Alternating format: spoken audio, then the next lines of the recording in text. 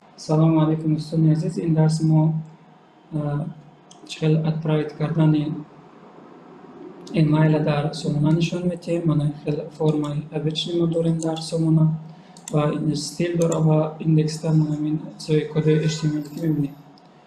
خب در اینجا ما تگ فرم داریم، یعنی در تگ فرممون یعنی اکشن با فرم میفرستیم. من همین صفحه که هست در اینجا کار کارش میکنیم و متد داریم، یعنی با متد پست رو میکنیم.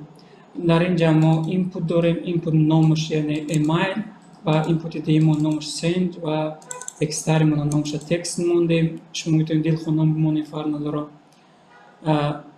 من وقتی فرستادیم راست با فرم میره که از اینجا یکم چیز یعنی عمل کردگی نیستیم. خب یا ما در PHP نشون میتیم. شما میتونید که از پلیلیست من پرکتیکا PHP در سومونا در آمده نگاه کنین، یعنی از خود میکوچ اسکچت کنین یا که اختون میتونید که پروست ابیشنی فرم بسازید. من میتونید که مهم است اینه که تکستری و دتا اینپوتا و من این فرمایی که میتونید که بسازیم با اتریبوت اکشن و متد پست. تمام دیگرش مهم نیست، دیگرش فقط اون چیزی است برای دیزاین تعلق داره.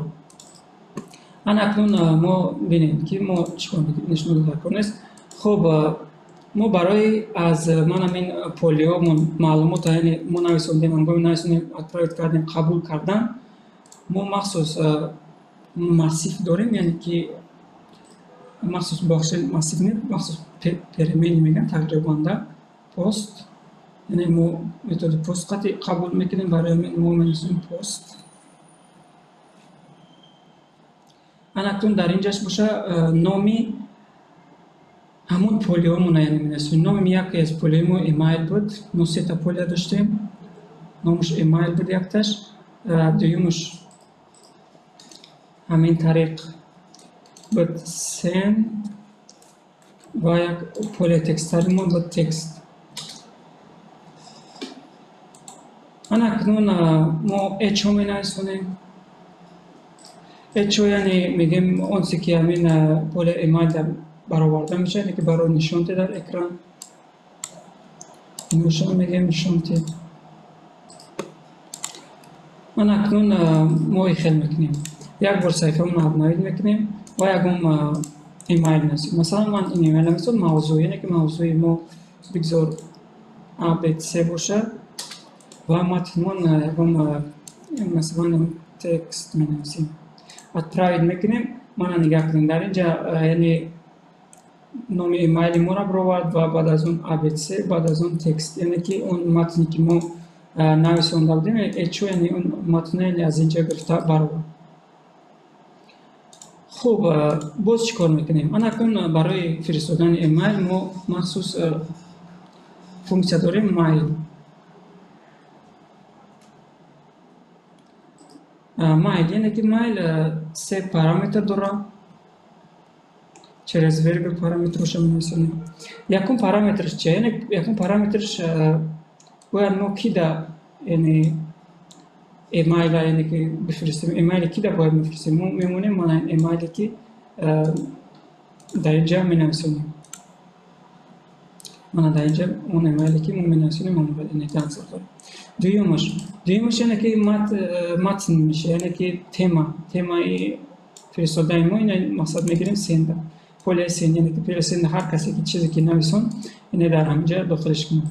سومش این تکست مون میشه، یعنی که پول تکست رو میکنیم. خب اینا که نویسونیم میتونیم اینا بگیریم. این در کار نیست، برای نشون دادن بود. اکنون ما پول اینه که ایمیل رو میکنیم، اینه که ما می‌نویسونیم ایمیل خدمت و اینجا موضوع رو می‌نویسیم. موضوع چی؟ یعنی که موضوع بگذار موضوع میخواد شود و متن رو می‌نویسیم. بیا متن می‌نویسیم که تکست. ادپرایت میکنیم. علاقه من آمایدون صفحه نشون داد، یعنی که رفت. ما اوپن سیو رو میکشیم. پاپکای من پاپکا رو میکشیم. پویم در میویم پاپکای تیمز میکشیم. بعد ایمیل من اینجا خیلی که میبینین ایمیل ما علاقه اومد. من تکستی ما نویسونده ایمو یعنی چی تما و کی روان کرده، یعنی که پشتای همون شخصیت. هنگامی که سایت ما در یکم کس می‌داره و میخواد که ما در یکم سوم در با ما یکم پشتمون در یکم سکشن روان کنه، فقط همونجا پشت خچه می‌نویسونه، یعنی که نام تمای موضوع شد می‌نویسونه و یکم تکست شد می‌نویسونه، اپلود میکنه، یعنی که متن در سومونای ما میاد. حاضرش اون در اوپن سرور میسه، وقتی که ما سومونا رو در اینترنت کار تفتیم میده که در پشت اصلی ما یعنی که میاد. اکنون ما اینجا وقتی که ما اپلود میکنیم یعنی که مایدون صفحه نشون میده، میدون خالی، فقط ما یک کد دیگر می‌نویسیم که if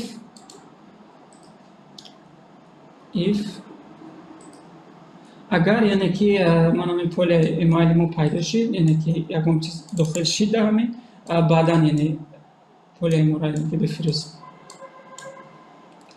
بعدی که میگیم ایمیل که فرستاده، یعنی که اکسیت این فونکسیون هست که یعنی ببرو، یعنی خودش یعنی تمام کتا و میگیم خیادر.